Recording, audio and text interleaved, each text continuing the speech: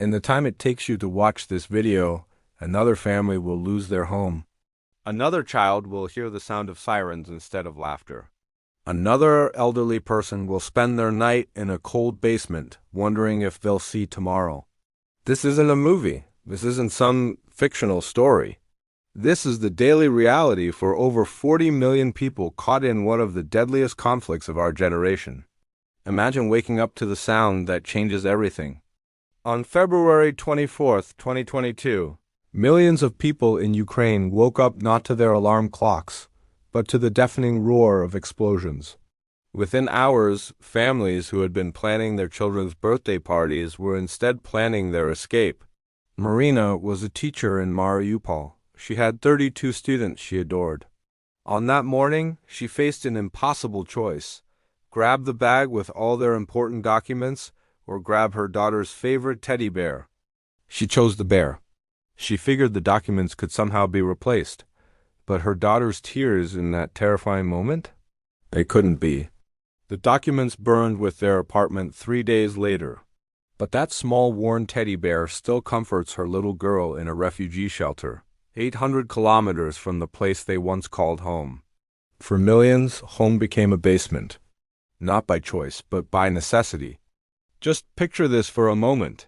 You, your children, your elderly parents, and maybe 20 of your neighbors all crowded together. One bathroom, no windows, no sunlight. For weeks on end. In the city of Kharkiv, 73-year-old Olena lived in a metro station for 87 days straight. She marked each passing day with a piece of chalk on the cold concrete wall. Day 1, she wrote, "We'll be home soon." By day 30, her entry was just "still waiting." By day 87, she just made a mark. There were no words left. Children celebrated birthdays underground.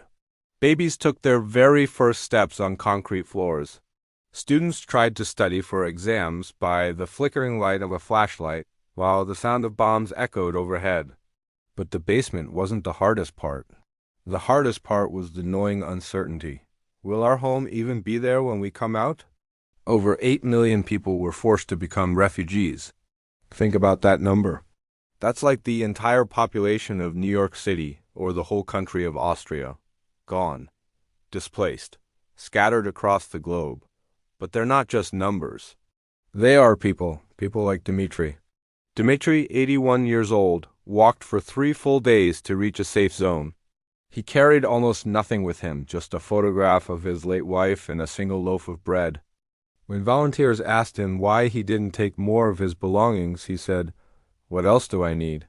My memories are here," pointing to his heart, "and my future is uncertain." Mothers crossed borders with their children, who kept asking the same heartbreaking question, "When are we going home, Mama?" And they had no answer, because they honestly didn't know if home still existed. While 7 million people became refugees in other countries, 5 million more are displaced inside Ukraine itself. They're homeless in their own homeland. War doesn't spare innocence. It shatters it. Over 3,000 schools have been damaged or completely destroyed. Millions of children have had their education brutally interrupted. But the statistics don't tell you about Anya. Anya is 9 years old. She used to love drawing. Her teachers said she was really talented. After the war started, she stopped drawing flowers and sunshine. Now, she only draws houses, over and over again, because she's trying to remember what her own home looked like. Child psychologists report that 1.5 million children in Ukraine are showing signs of deep trauma. They wake up screaming in the middle of the night. They panic at loud noises. A car backfiring on the street sounds like a bomb. A door slamming shut feels like immediate danger. This is an entire generation growing up with fear as their constant, unwelcome companion. And while the world watched young families flee for their lives, many couldn't run. The elderly, the disabled, those who were bedridden. In the town of Bocha, volunteers found 82-year-old Petro in his apartment. He was all alone. His building had been without electricity for 35 days. No water for 28 days. His family had evacuated, thinking that his neighbors would be there to help him. But all the neighbors had evacuated too. He survived by drinking rainwater and eating canned food from 2019, When rescuers finally found him, he wept. Not because of his own suffering, but because he thought no one would ever come.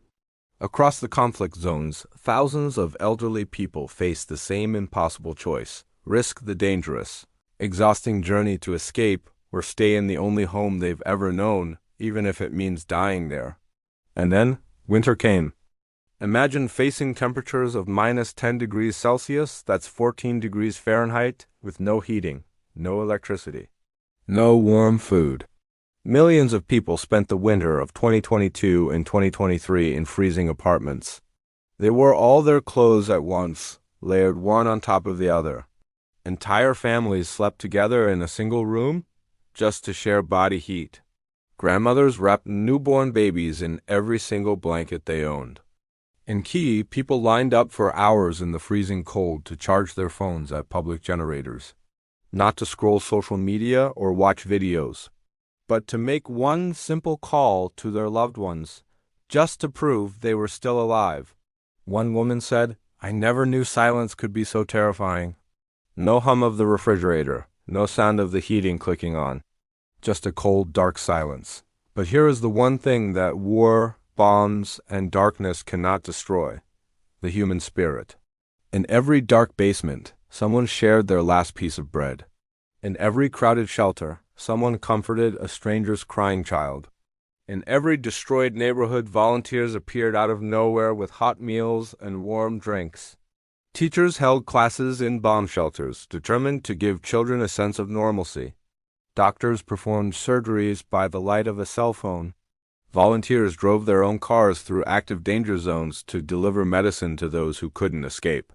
This is the part of the story that doesn't always make the headlines: the everyday, quiet heroism. The grandmother who baked bread for her entire apartment building using a makeshift oven she built herself. The teenager who carried buckets of water up 12 flights of stairs for elderly neighbors who couldn't do it themselves. The musician who played his violin in the metro station, not for money, but just to give people a moment of beauty and hope. The war in Ukraine is not just a geopolitical conflict. It's not just about territory or politics. It's about Marina, who still clutches her daughter's teddy bear. It's about Olena, who marked 87 days of her life on a cold, dark wall. It's about Dimitri, who walked for 3 days with nothing but a photograph. It's about little Anya, who can't remember how to draw flowers anymore. It's about millions of people whose lives were shattered in an instant, who lost their homes, their sense of security, their peace, but who have not lost their humanity. This is still happening right now. As you watch this, families are still sheltering in basements. Children are still afraid of the sounds outside. Elderly people are still alone and vulnerable. War shows us the absolute worst of humanity, but it also shows us the very best. The kindness, the resilience, the incredible strength of the human spirit. The question is, which side will we be on? Thank you for watching.